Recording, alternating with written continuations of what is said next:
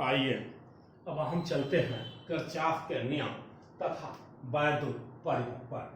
कुछ basic definition को जानते हैं आज। एक इसी में आपका वैद्युत सेल है, इलेक्ट्रिक सेल। एक ऐसी युक्ति, वैद्युत सेल को एक ऐसी युक्ति जो परिपथ में लगातार धारा को बनाए रखता है, वह युक्ति वैद्युत सेल कहलाता है।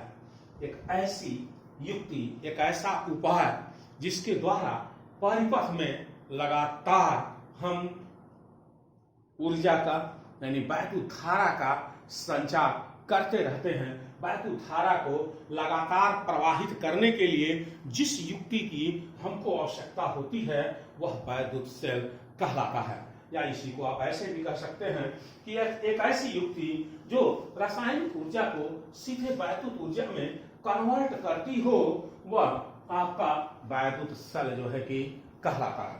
यानी कुल मिलाकर के हम कह सकते हैं कि एक ऐसी युक्ति, एक ऐसा उपाय जिसके द्वारा किसी वैद्युत परिपथ में लगातार धारा के मान को बनाए रखा जाए, वैद्युत सेल कहलाता है। दो कैटेगरी में इसको डिवाइड किया गया। एक था आपका प्राइमरी सेल और एक था आपका सेकेंडरी सेल। दो कैटेगरी में इसको डिवाइड किया गया, प्राथमिक सेल और द्वितीयक सेल। प्राथमिक सेल और दूसरा द्वितीयक सेल।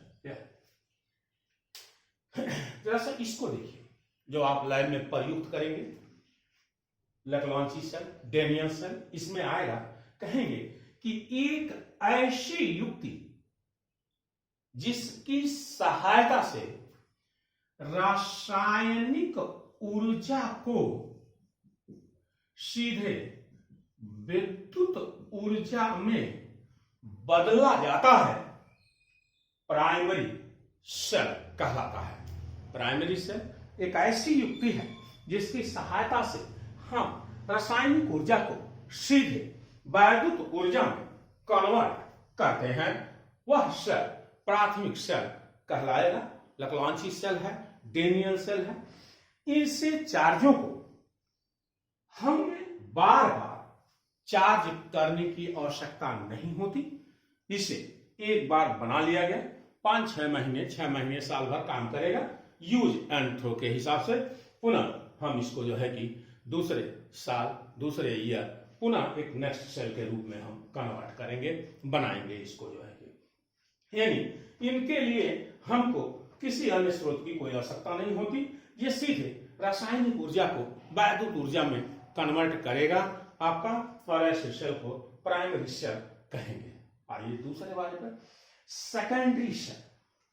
एक ऐसी युक्ति जिसकी सहायता से पहले वैद्युत ऊर्जा को यानी इलेक्ट्रिक एनर्जी को रासायनिक ऊर्जा में, केमिकल एनर्जी में कन्वर्ट किया जाता है। एक ऐसा डिवाइस, एक ऐसी युक्ति जिसकी सहायता से इलेक्ट्रिक एनर्जी को पहले हम केमिकल एनर्जी यानी रासायनिक ऊर्जा में परिवर्तित करते हैं और पुनः रासायनिक ऊर्जा को हम वैद्युत ऊर्जा में कन्वर्ट करते हैं। यानी फिर केमिकल एनर्जी को हम इलेक्ट्रिकल एनर्जी में कन्वर्ट करते हैं। तो इस प्रकार का सेल हमारा द्वितीयक सेल कहलाता है। जैसे इन्वर्टर की बैटरी ले लीजिए आप। ये जो इन्वर्टर की बैटरी है आपकी, वो इन्वर्टर की बैटरी पहले आप उसको चार्ज करते हैं। तो चार्ज करने का क्या अर्थ है कि वह पहले उस प्लग से जिसमें आप लगाए हुए हैं विद्युत ऊर्जा को रासायनिक ऊर्जा में कन्वर्ट कर रहा है। जो उसके भीतर लिक्विड भरा है उसमें चार्जिंग का काम हो रहा है, और फिर जब लाइट चली जाती तो वह रासायनिक ऊर्जा विद्युत ऊर्जा में जो है कि कन्वर्ट करता है, रासायनिक ऊर्जा को विद्युत ऊर्जा में बदलता है।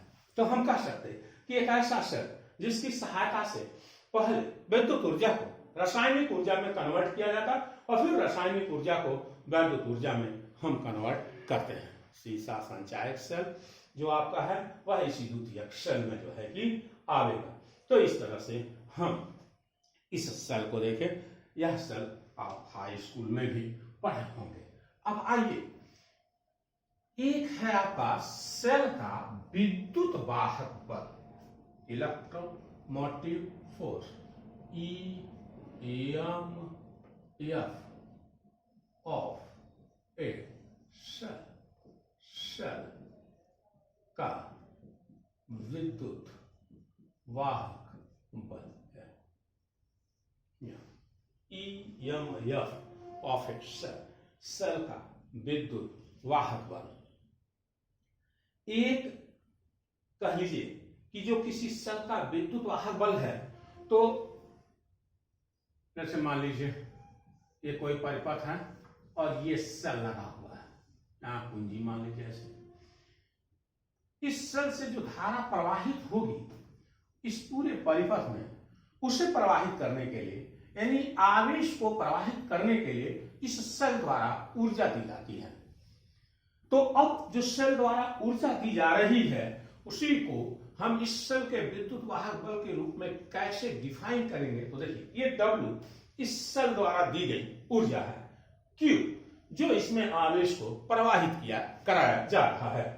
कहेंगे कि एकांक कूलाम के आवेश को सेल सहित पूरे परिपथ में घुमाने के लिए सेल द्वारा जो ऊर्जा दी जाती है उसे सेल का विद्युत वाहक बल कहते हैं। इसे कैपिटल E से लिखेंगे और W है तो ये जूल हो गया और Q है तो यह कूलम हो गया, यानी जूल प्रति कूलम इसका मात्रक होगा और इसी को हम वोल्ट कहते हैं। यानी 1 वोल्ट इक्वल टू 1 जूल प्रति कूलम। यानी आपसे कहा जाए कि किसी सेल का विद्युत वाहक बल 1 वोल्ट है। इस कथन का क्या अर्थ है? तो आप कहेंगे कि 1 कूलाम के आवेश को सेल सहित पूरे परिपथ में घुमाने के लिए सेल द्वारा दी गई ऊर्जा 1 जूल की हो तो उस सेल का विद्युत वाहक बल 1 वोल्ट का होगा। उल्टा भी कह सकते कि किसी सेल का विद्युत वाहक बल 1 वोल्ट का होगा यदि 1 कूलाम के आवेश को सेल सहित पूरे परिपथ में घुमाने के लिए सेल द्वारा दी गई ऊर्जा 1 जूल की हो। यहां से हम E के डायमेंशन को भी निकाल सकते। E की जो बीमा होगी आपकी जूल है यानी ऊर्जा है, L का power 2 T to power -2 coulomb है, A T आप कह सकते L का power 2 T to power -3 A to power -1। इस तरह से हम इसको डिफाइन करेंगे और इस डिफिनीशन को याद रखिएगा इस तौर पर भी कि वाइवा में इस सेल का विद्युत वाहक बल अवश्य पूछा जाता है।